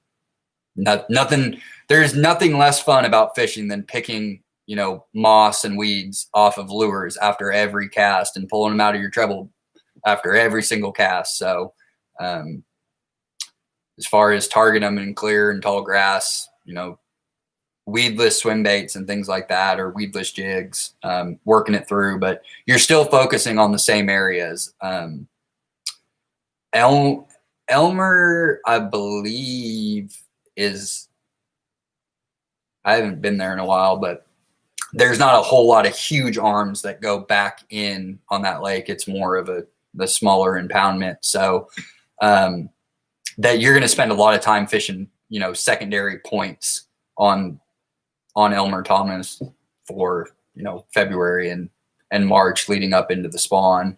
But the one thing you do have going for you when you're in clear water that you don't have when you're in muddy water is once they do spawn, when they're bed building, you can see them. So it's great for taking inventory for fishing it, again, post spawn and then pre-spawn next year, and knowing where those spawning areas are at. Because like I said, when I go to a body of water, it's process of elimination. So I'm going to start in the easiest place to eliminate, which is the spawning area. And if there's not a lot of fish in a known spawning area, I know to push out. Well, you have that going for you with clear water. You can get into the, a back of a cove or a creek on a lake that doesn't really have, true, like, the big eastern reservoirs and southeastern reservoirs that have those huge arms that run forever, a mile back in before you hit the back of them. At a place like Elmer, you're not, you're not really going back into anything. You can pretty much see the main lake from when you're in the back of those areas. But when it's clear, you can see if fish are there. So you don't even really have to make that many casts. You can just do a quick little boat ride and see if beds have been built, or if you can see fish in relation to where either old beds are at, or you can see new beds have been built. So that is an advantage of clear water, is fish are more susceptible to being targeted during the spawn. Whereas in dingier water or just straight up muddy water, the fish are at a slight or advantage when you get into the backs of those coves, because you can't actually cast to the bed. You can't see it. You just know that these are areas where I need to drag baits through. So clear water, you can pinpoint target. Whereas if you're in dingier water, you should always be kind of fishing parallel to the bank. Keep your bait in the strike zone for the longest period of time. So, if you're ever fishing from the bank, try to make those casts, diagonal. You want that, all those fish all end up kind of on the same line eventually. So if you can't see beds when you get to the spawn, or, during pre-spawn, you might actually see schools of bass moving, chasing bait balls. But if you can't just clear throw, because you have a known target, then always fishing parallel with the bank. And that goes for, if you're fishing you're fishing points, or you're fishing any type of funnel or pinch point, it's the same concept, even on a boat. Position your boat to where, you're casting with the wind. You don't want to cast into the wind, and you certainly don't want to cast perpendicular to the wind. You don't want that bow in your line. Like I said, this time of year, the bite is very subtle a lot of the time, especially right now, today. The more we get towards the end of February, those fish will get a little bit more active as far as when they actually bite, they're going to eat it and run. Whereas right now, if you're pitching it to them, especially when they're on their wintering areas and they're, holding on structure, all that fish wants to do, it sees your bait coming. It just wants to hit it and just kind of come back down. So a lot of times you miss those bites at this time of year. So if you have wind, and it's Oklahoma, so you're not safe from it pretty much anywhere in the state. You're always going to have some type of wind, but use it to your advantage. Cast into it and keep parallel with the bank. That way, when you're pulling your line back in, you're tight to your bait. That is the most important thing about fishing at this time of year, is maintaining contact between whatever hand you use on the rod, that you can feel that bait at all times. Because all it takes is just a brief moment of slack, and there's that 14-pound wall hanger you've been dreaming about all winter, and it just threw your bait right back out before you even knew you got bit. When and what water temp does bass start moving up to start the spawn? Anything over 50 degrees is going to trigger pre-spawn movement. It's going to be different on every body of water. So some fish it's going to be 50 degrees. Some fish, the magic number is 53. But every body of water is a little bit different. But anything over 50 degrees is, at this time of year, that's stable. So you're going to see temperature spikes and drops, especially in shallow water. So don't rely too heavily on the electronics on your boat telling you what the temperature is, because you're getting a surface reading. And that's so dictated by, sunlight and air temperature. So what we're talking about is the average, the body of water. So where those fish are holding in their wintering grounds, what they're looking for, once that water temperature has stabilized into the 50s, you're going to see pre-spawn movement, and they're going to go from those wintering grounds, which are typically, straight in some type of straight line from wherever their spawning beds are. However they get from, point A to point B, they're going to follow those the original creek channels out in the middle, and then they're going to utilize primary points, secondary points, funnels, pinch points, and ditches, all in their migration from their wintering grounds to where they actually end up spawning. So that's why knowing where wintering grounds are at and knowing where spawning beds are, that solves a lot of the puzzle for you really quickly, because then you can do process of elimination. But your magic number for largemouth bass is going to be in the mid 50s. That's when you're going to start to see the most amount of activity, consistent action. Those fish are going to start gorging. When you hit 60 degrees, that's when the bite is really, really good, but you're really close to spawning. And the bigger the body of water, you're going to find pockets on the lake where fish are spawning, and you're going to pick them off 1, 2, 3, 4, 5, 6. You're just going to keep hammering fish. But then you can go over to the next cove, and those fish that utilize that cove still haven't pushed up. And that's going to be anywhere between like 62 and 65 degrees. And those are all just averages of, what we've observed of fish over the course of decades, but every body of water is different. There is no magic number overall. It's just each body of water has its magic number that kicks off the spawn. But 55 to 60, if that's what, if you're getting that as a reading for temperature across the lake, you're going to find groups of big fish all together at different, in different spots on the lake. On either could be a primary point, or it could be all the way in the back of a cove. But those are kind of the water temperatures that you're looking for, is 55 to 60. What's a good lure bait for spawning white bass?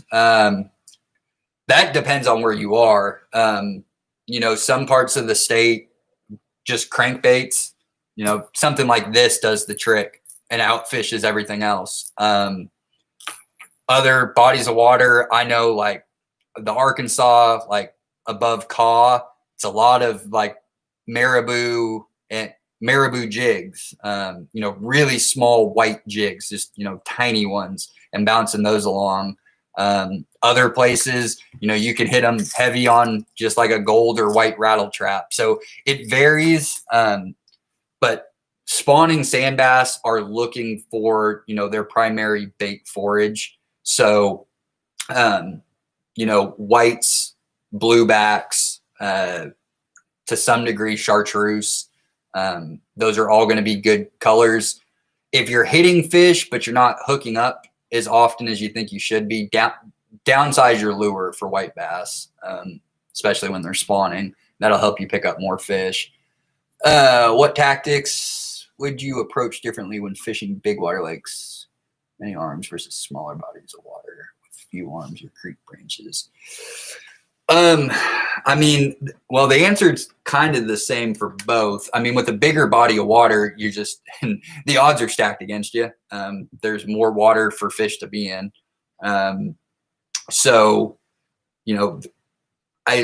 It just comes down to identifying, characteristics of points and funnels and that are just unique. It might be hard structure like rocky outcroppings, or it could be standing timber, just something that separates, those points, those primary pre-spawn areas where you expect to find fish, is going to ones that just have there's something different about them.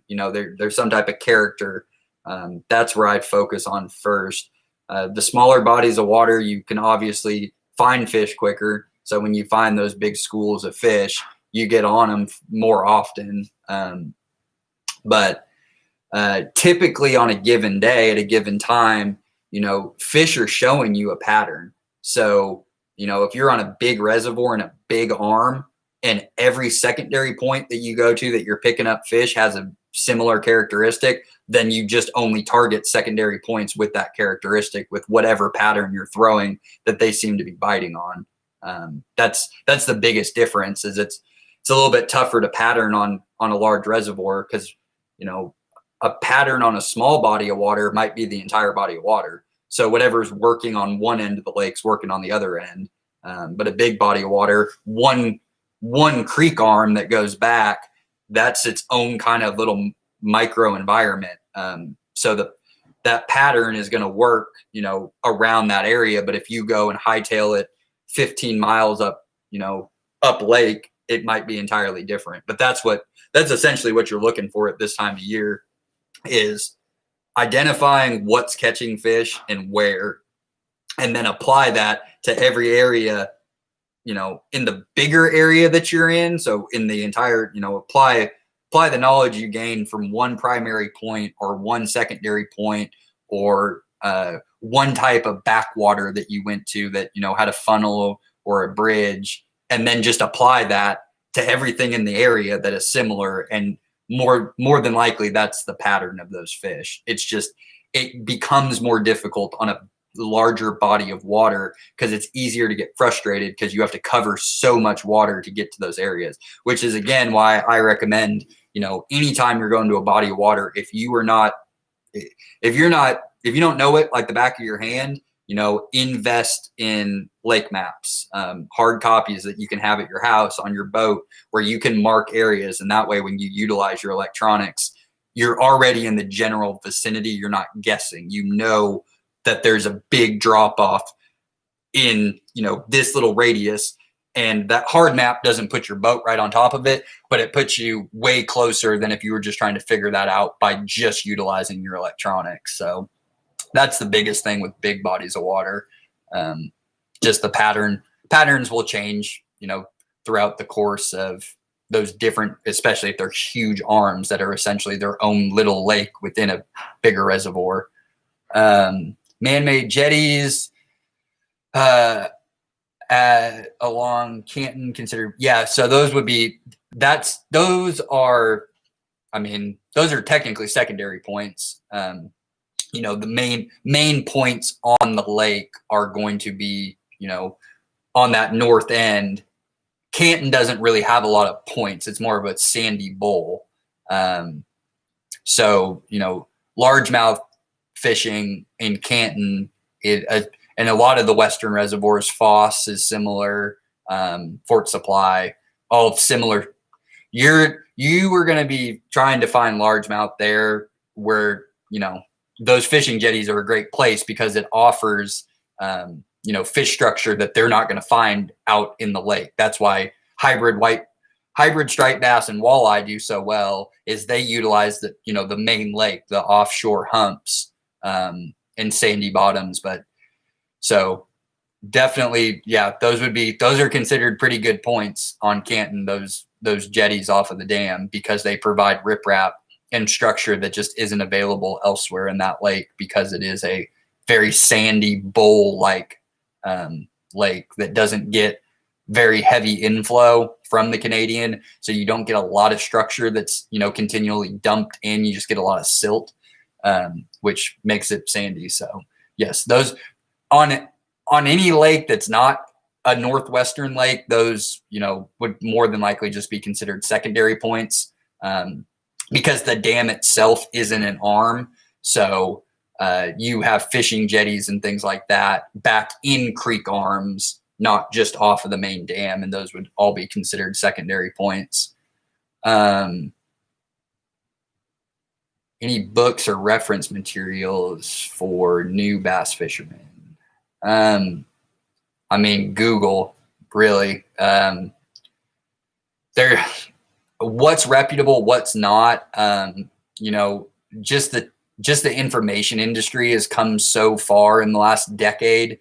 I would keep the internet is going to be your most readily available resource. So Googling, you know, things that are specific, like, you know, what's the definition of this term? Those will often lead you to certain sites that are going to have a lot of the same information, but just from different points of view, that have, you know, professional anglers, guide services, things like that. I'd stay away from social media for information. Books, I mean, if you just get on Amazon and just type in, you know, bass fishing books, I don't have anything specifically. You know, we're very fortunate in Oklahoma that this is a very, very unique black bass fishing state. We just have our reservoirs across the state just have everything that you need to really produce just solid numbers of fish. You know, we're not Texas, we're not Florida, we're never going to produce a 20-pound bass. You know, right now the record is almost 15 pounds. If I had to guess, I would say our cap is probably somewhere around 16 to 18, perhaps. Arbuckle has been spitting out the most consistent numbers of double-digit fish in the last 4 or 5 years. Cedar Lake obviously currently holds the record and has produced a lot of big fish, but overall population, Arbuckle probably has the potential to give us a 16, 17, 18 pound fish. But if you look at latitudes across the U.S., you know, the growing period for these bass is affected by where we're at in relation to longitude and latitude from sunlight and air temperatures and things like that. So if you take California out of the equation, because they cheat with feeding their bass trout every day, so those fish get to 24, 25 pounds. Nevada, New Mexico, Oklahoma, Tennessee, North and South Carolina, Kentucky, Kansas, Colorado, if you use those as the barometer for what you can expect to be, you know, a potential state record fish, you don't really see anything on that latitude over, you know, 16, 17 pounds. So that's kind of with the Florida program and getting those genetics in, especially into a lake like Arbuckle, that is a very, you know, great structure, great. It's just a great lake for largemouth bass to grow in, that you might be able to get to 16 pounds in there. So I kind of got off topic there, but yeah, reference for bass fishing, just Google, but be specific what you're Googling. You'll probably find, some really reputable websites, especially if they're, if they have industry leaders. So whether that be people who work for major fishing tackle, any professional anglers, not just bass fishermen, but, guys who fish for a living, like that's what pays the bills. Any information they can, it's pretty easy to tell when you get onto if you click on a website that has, fishing information that's not a field and stream. It kind of has that feel when you get on the website. You can tell that they've taken time to put in the resources to make the website look good. That can be a pretty good indicator of whether or not the information is useful or not. But when it comes to bass fishing, there is no shortage of opinions, but the consensus for how to target fish, where to target fish, and when to target fish, you're just going to get different. You're going to get, people's opinions. Everything I'm telling you guys today is, a lot of it's based on what I've done and that I know to be tried and true. And it's based off of, decades and decades of reading the same fishing information and talking to the same people that, ultimately the angling community is made up of. So, that would be that. Your best bet is Google, but if you're just looking for a good hard read on a book, Amazon, just type in, fishing books, and you can generally in the review section, find things that pique your interest pretty quickly. Will there ever be a time or place in Oklahoma that it would be safe to ice fish? Does it get cold enough? The answer to that is I can't speak for, 50 years from now, 100 years from now. But currently, no. Even ponds that ice over, that takes a real big cold snap. We don't maintain temperatures long enough to ever safely advise somebody to go out onto any body of water in the state that's frozen over. You're looking at ice fishing. You're looking at, 12 inches of ice, 10 inches of ice in this state on a small pond where you're more, you're never going to get it on a big lake. Not to where it's safe to walk out. A cove, the back of a cove might ice over, but if you're looking at a half-inch ice, an inch ice, that's not going to support you. So even on a small pond that ices over, you're lucky if you get 2 or 3 inches. Sure, you can walk on it, but it's not safe in any way. So I don't foresee Oklahoma in our lifetime being an ice fishing destination or recommending people to go out. But there are drive straight up I-35 to Minnesota and Wisconsin and Michigan. They got some great ice fishing places up there. But we got about 17 minutes left. Typically the way that I wind these down is, this chat board is available until 3:00. I don't have any more topic specific things. We've touched on everything, kind of gone back through everything, answered these questions. So if you're done, what helps me is just sign out or, exit out of YouTube, because I can see the participation count up in the corner of how many people are here. So once that gets down to 0 or we hit 3:00, I end it. So for the next 15 minutes, I'll talk about anything I can think of, but now's your chance. If you got questions, go ahead and type them into the chat bar. Think of what else I got in my notes.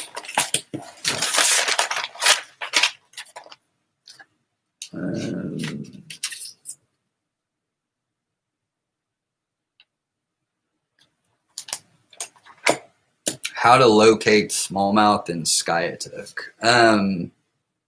At this time of year, you're looking out in the main lake. Your smallmouth are going to be on, areas that are going to have rocky substrate on the bottom. And then if you can mix in any type of like soft growth, whether it be, grasses or weeds or whatnot. That in relation to hard substrate, that's where you're going to find your smallmouth. I'm not overly familiar with Skiatook, so I can't tell you exact pinpoint locations on the lake. There are lots of guide services that run on Skiatook. A lot of times, fishing in your own state, especially a state like Oklahoma that's got a pretty, serviceable industry of licensed fishing guides. A lot of times it's worth it to just, pay $300-400 to go out on a boat with some buddies on a lake you're not familiar with, to target a species that you'd be interested in going and doing it yourself. But going out with a guide, man, you can, if you're paying attention, you can pretty much learn everything you need to know. But if you don't want to go that route, I can just tell you that, your smallmouth bass they are going to want to be, in deeper, stable water that has rocks. That's just the habitat that they prefer. And targeting them, tubes are. I'm a big smallmouth guy, not so much in lakes, but in rivers. And I have found that you really can't go wrong with the tube, and that the smallmouth in this state, and a lot of our species for that matter, but especially in creeks and rivers, this coloration, this green, pumpkin green with that red and black flake, and nothing fancy about it. Here's an 1/8 ounce jig, Skiatook. If you're fishing 40 foot of water, you probably want to throw a 1/2 ounce jig on, and just work that into the tube and drop that. If you can locate them, especially if you have wind breakup and things like that, they're in deep enough of water that parking your boat right over the top of them isn't that big of a deal. But, smallmouth, you can drop shot with that tube.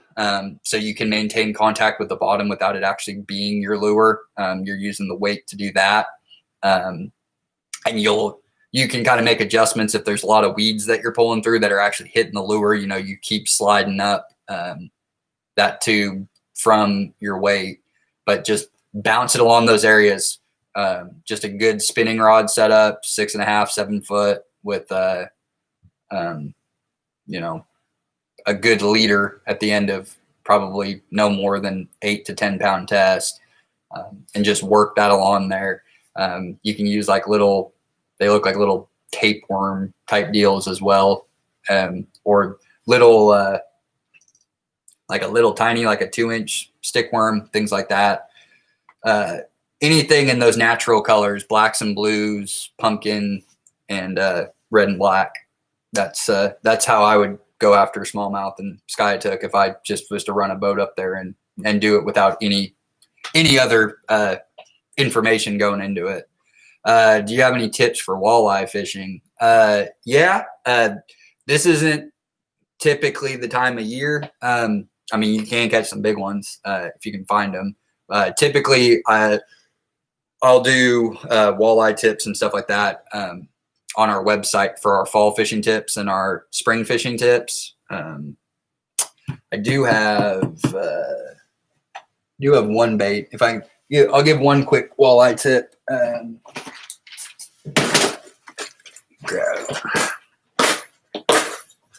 So in the fall, and then in the spring. So April and May and September and October are real peak months for walleye and saugeye fishing in the state. But on big reservoirs or lakes, where you get those rocky secondary or primary points that run out into the lake, especially the closer you can get to a full moon, this is a Rapala Shadow Wrap in purple descent is what it's called. And this thing works real well at night, especially near a full moon. And you can do it from the bank and work your way back to the shallow, or go shallow to deep, but working kind of a long stick, medium diving crankbait where you can just run that thing, at a medium retrieve, slow to medium retrieve, and maintain contact with the bottom. That you can catch some real nice walleye doing that. You'll pick up some big fish, and that works. You can also do it with grubs. I mean, I like a crankbait because, obviously with their mouths and everything like that, you get a lot of bang for your buck in a hard bait when you're going after toothy fish like that. You typically don't have to worry about like a wire leader or anything getting severed if you start using a lot of people like to fish for them with, a big curly tail grub, like a big chartreuse, like a 5-inch curly tail grub on a jig head, and just pop that up the hard substrate, back to the bank, or if you're on your boat, cast it at the bank and work it down those hard substrate ledges. But you're more likely to run into issues with, teeth ripping up the soft plastic or worse, cutting your line and losing the fish. So we'll have more on walleye as we get into the spring. But for right now, walleye are going to be offshore just like anything else. So if you're targeting walleye today, lakes that have walleye, Canton, Altus, Lugert, those are two pretty good fisheries for walleye. You have to figure out depth out in the main lake around those humps. Walleye can be finicky, so they're really, really in tune with the depth that they're at and the speed of the retrieval. But that's what I got for walleye for now. What is the name of the typical bait fish you find in small muddy creeks around Oklahoma? Well, anything that can be eaten is a bait fish. Bait fish are typically going to include shad, shiners, darters. There's lots of offsets, especially when you get into creeks and rivers. If you're in a pond, like a farm pond, I would say that your bait fish base is going to be mosquito fish, bluegill, and then perhaps like a golden shiner as a bait fish. If you get into a big reservoir, shad is your primary bait fish, maybe skipjack herring. Like on Eufaula, you can catch skipjacks down below the dam pretty consistently. So that would be a bait fish.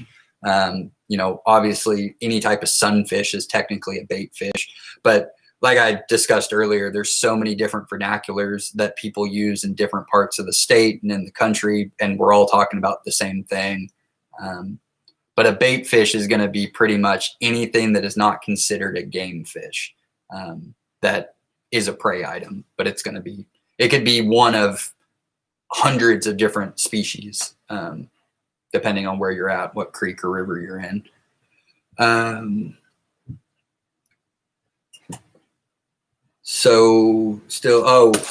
Before the questions came up, again, just some things to touch on before we get off of here is, stay at it.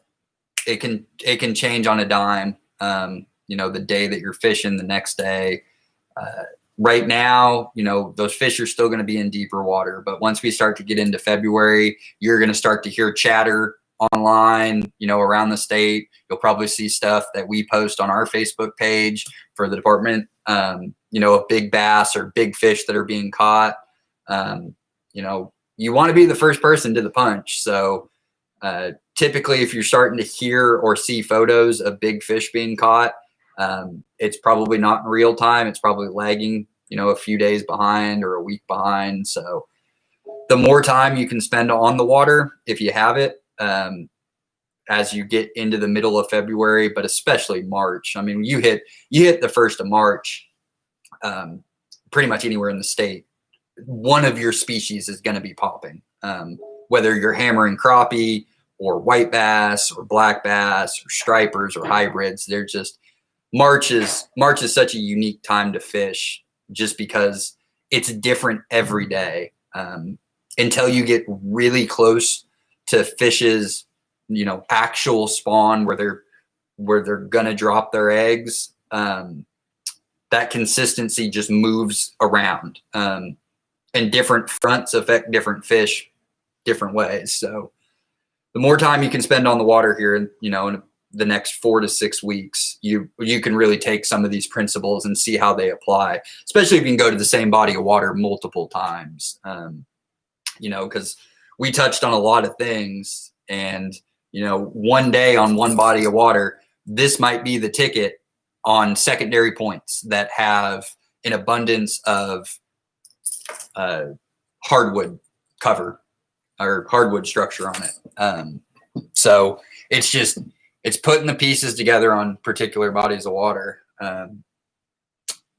That'll help. So, but longer days, even if it's cold, the longer the days get, the more active fish will become. So that's why I said you can get falsely tricked into thinking fishing is going to be good for you because warm weather moved in. But more people are actually tricked out of good fishing, like of actually going because of cold weather.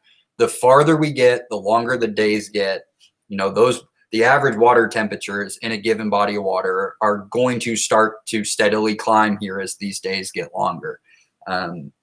Air temperature and sunlight's only going to affect the surface temps and then your shallowest bodies or the shallowest parts of those water. So as those start to incrementally creep up, the closer they get to 62, 63 degrees as the average, it could be 20 degrees with the 20 mile an hour north wind and go out and fish that day. Well, nobody else is because they're like, oh, cold front, all the fish just drop there. They won't. They will be in that shallow water because they know it's time to go. So never let the closer we get to, the end of April or the end of March, beginning of April, the longer days, more consistent temperatures. Do not let a freak 48-hour, 24-hour, cold front that comes in deter you from fishing because it might be your best fishing day of the year. You typically have the water to yourself. Most people won't just go out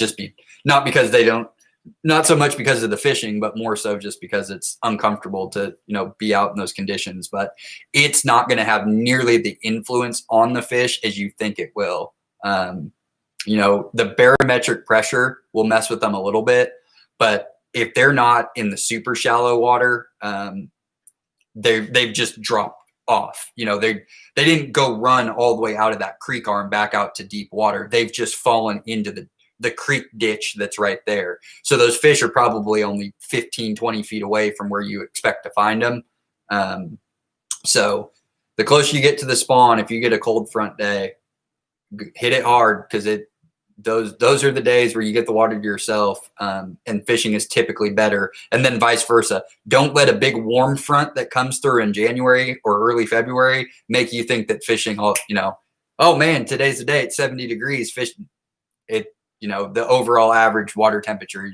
It's easier to get tricked out of good fishing, and then convince yourself into going fishing, and targeting places that you probably shouldn't be just because you let the weather get to you. So longer days and sustainable warm fronts that come through, give it a couple of days, let that pressure drop down, let those fish get comfortable. And then you reap the benefits in January and February of a sustained push of warm weather. So yesterday, for instance, we were coming off of, day 3 of above average temperatures, up in the middle 50s to low 60s. So yesterday was probably the best fishing day around the state that we've seen in 2021. And then this cold air went back, but there's probably a lot of people who went fishing on Friday or Saturday thinking, oh man, here comes this front. And then didn't fish, yesterday, and that was probably the better day. That's just kind of how it works at this time of year. So those are my big talking points are don't let weather fool you, be weather aware and just know how that weather works. Understanding that largemouth bass are pretty much on a straight line, from their wintering ground to their spawning grounds. The distance between those two areas is just going to be dependent on the size of the body of water, or maybe just in particular to a creek arm or branch that they like to use in that part of the lake, those particular fish. So they're willing to make the mile trip in, and in other parts of the same body of water, it might only be 200 yards, 300 yards, something like that. So it's all relative, but you're looking for the areas in between that wintering ground and the spawning. And it's going to be somewhat of a straight line. between those areas and then what's in between. So having that map that shows you where's the highway at, where is the creek channel that these fish are going to take once they get into this creek arm. So when they go up onto those secondary and primary points to feed, when they end up going back and forth underneath a bridge on the highway in that cove arm out of backwater, where are they going to retreat back into? Because when fishing's great and everybody's catching fish, you're not learning anything. And that's the biggest takeaway, is catching fish when it requires a little bit of extra effort and understanding. Once we get into April and May, and it becomes easy for lots of people to catch fish on lots of different types of lures, that's you start to get away from some of the principles that work in January, February, and March. So that takeaway from this is, if you know where those two places are, those wintering grounds where those spawning beds are, it makes it that eliminates a lot of the legwork that you have to do when you get to the water, especially if you've done extra homework on understanding, the depths and contours of the lake by looking at a map that has those depth lines on them. Good hooks, again, this time of the year. Some of the hard plastic baits that you will buy, crankbaits, jerk baits, lipless crankbaits, anything like that. Some of the brands they're not bad. I mean, the hooks that come on them are just fine. They're going to be able to, penetrate a fish's mouth. But some of the cheaper brands, if you're buying a 99-cent, Cabela's brand crankbait, there is a chance that those treble hooks that are on there are not quality enough to hold on to a big fish. They can either straighten out, they might just not have the backbone needed to really set that hook, because those bass mouth at this time of year it's night and day between the summer months when that film really loosens up and gets soft. So good hooks. And then just don't get too complicated with things. Have a few rods with a few baits that you trust. A few different swim baits. Something that's in a bluegill color, something that's in a shad color. With crankbaits, depending on what type of water you're going to. If you're in muddy water, especially clay muddy water, where it's got the red tint to it, go with red baits. Red rattle traps, red lip crankbaits. Anything of that kind of that red crawfish color, which most brands, it's, they don't call it red. It's usually called crawdad or demon or something like that. But in those reds, and then when you get on clear water, natural colored baits, blacks and blues, green, black or blue is your primary base with a, maybe a red mixed in, and then a green pumpkin as your base with, red and black mixed in. And then if you're just in stained water where it's, it fluctuates between being clear, it's not like Thunderbird, but it's also not, Cedar Lake. It's somewhere in between. That's where, the chartreuse, the bluebacks, things that kind of start to look more like this in color. Those types of bodies of water, those are good selections. So, that's 3 different types of bodies of water, 5 different types of baits, and only a handful of different color schemes, and then utilizing that with understanding the wintering ground to the spawning beds and the areas on the lake in between that are going to hold fish, and then just putting the pieces together of what part of the lake are they on? Are they holding on secondary points? Are they holding in funnels? Are they all the way in the backs of coves because the water temperatures are warmer for some reason? That's step 1, identifying where the fish are and then what they're biting on. And by utilizing those 5 different types of baits and then experimenting with the color schemes, you're going to find that is eventually going to figure out your pattern. You might have it dialed in where you make good choices for that day and you got it figured out in the first hour of the day. Other times, they're never fun. You hate those first 5 or 6 hours, but it happens to all of us. You spend 6 hours on the water and it took you 6 hours to finally start catching fish. And then, you hammer fish for 2 hours and you forget about the first 6, but it's never fun. Just understand that there's always fish to be caught every day. So, in the winter months, it's just they're out in deeper water. There's more water to cover. It's harder just to hit those fish. It's easier to catch them in bulk when they're in shallow water. They got nowhere to go. That's why, pond fishing in the spring and the summer for kids and families is such a great way to learn how to fish. You learn so much about how those fish react in those small bodies of water, but they got nowhere to go. So you can catch them day after day after day. You get out onto McGee Creek or Grand or Eufaula. It's a big body of water, lots and lots of nooks and crannies to cover. So there's no substitute for fishing. There's no how-to video. There's no virtual course. There's no online chat forum that you're going to show up somewhere for the first time and just knock it out of the park. So that's where utilize, buy local, go to local bait shops when you go somewhere new. If you can afford it, and you want to make a fun trip out of something, like I said, utilize a local guide service. That knowledge is then yours when you're done. You've supported your local economy. You've helped out the fishing industry. You've helped out the guide service. And in doing so, if you have your boat and your equipment, now you've learned how to target a species on a given body of water, and you should be able to replicate it at that time of year. Ask guides if you're ever on a guided trip, ask lots of questions. You're the paying client. They're going to answer your questions, or stopping in at a local bait shop. You might pay for, a couple extra bucks for a different type of lure that you would buy at Bass Pro or Walmart for $3. You might have to spend $5 there, but the information that you get from those people who are on the water, near the water every single day, that information is just invaluable, and you can't get that anywhere else without physically fishing yourself. So with that, we've pretty much everybody's left. So I appreciate everybody taking the time to be with us. Hopefully everybody's staying safe, getting through it. Better times are on the horizon, and the outdoors are always open. We're fortunate in Oklahoma. We've got, so many great places to hunt and fish and spend time with the people who matter the most in a time that has just been crazy for everybody. So with that, join us for some of our upcoming ones. We got crappie fishing tips next month. That'll be a fun one. Then spawning white bass, followed by spawning black bass in April. So we have more of these courses. Check in with our fishing resources page at wildlifedepartment.com. I'm constantly adding new content to that.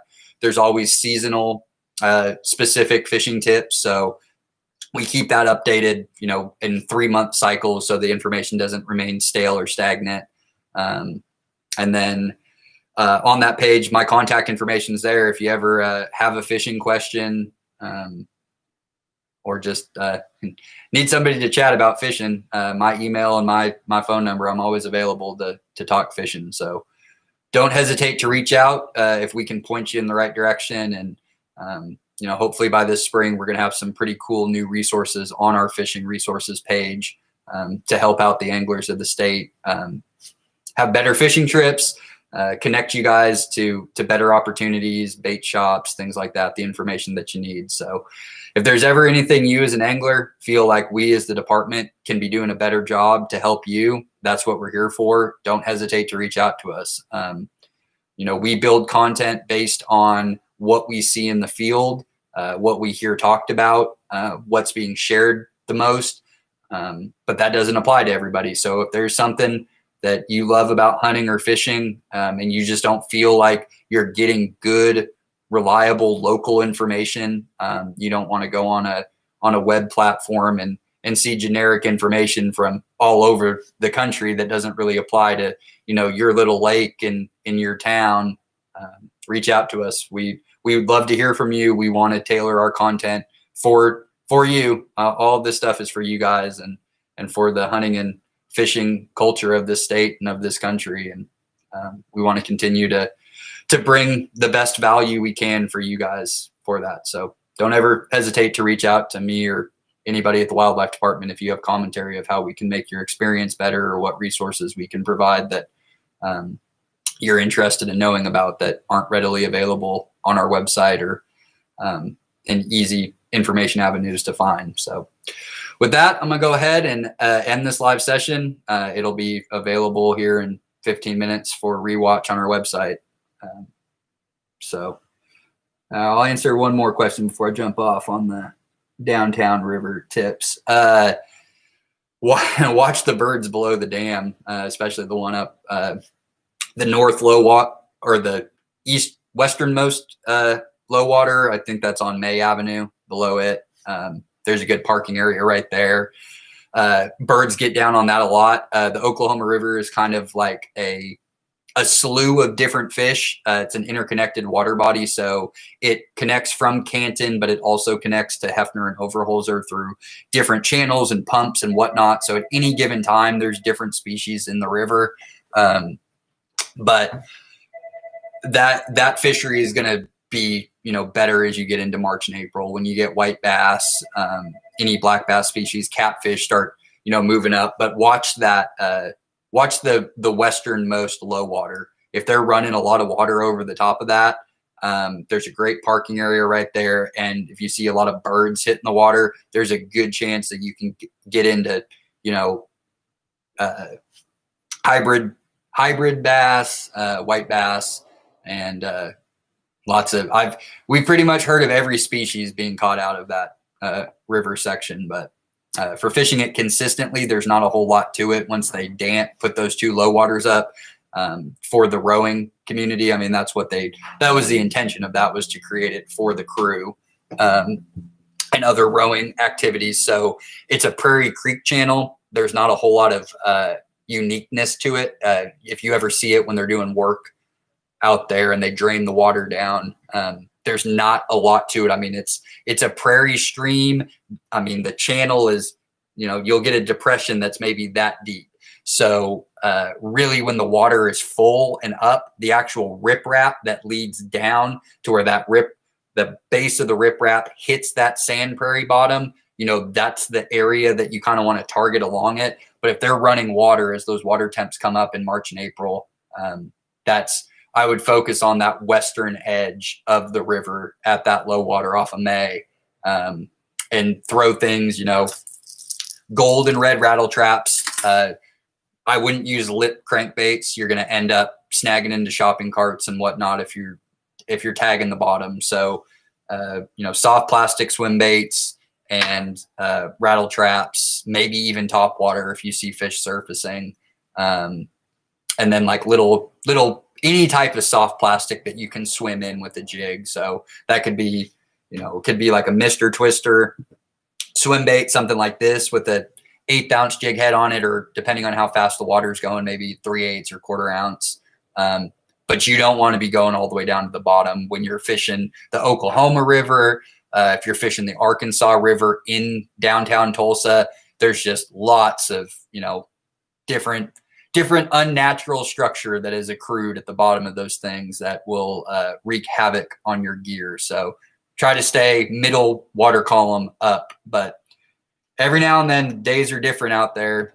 So many fish move around, but you could get into hybrids or white bass, saugeye, sauger, walleye that, move around. So that'd be my recommendation on the Oklahoma River. But again, there's lots of water to fish, lots of little canals, so you can spend a lot of time walking those paths and figuring out because I'm sure there's some good depressions in that river that were made before it was dammed, that there's probably some honey holes along there that aren't just at the dam. So with that, I don't see any other questions, so we're going to sign off here.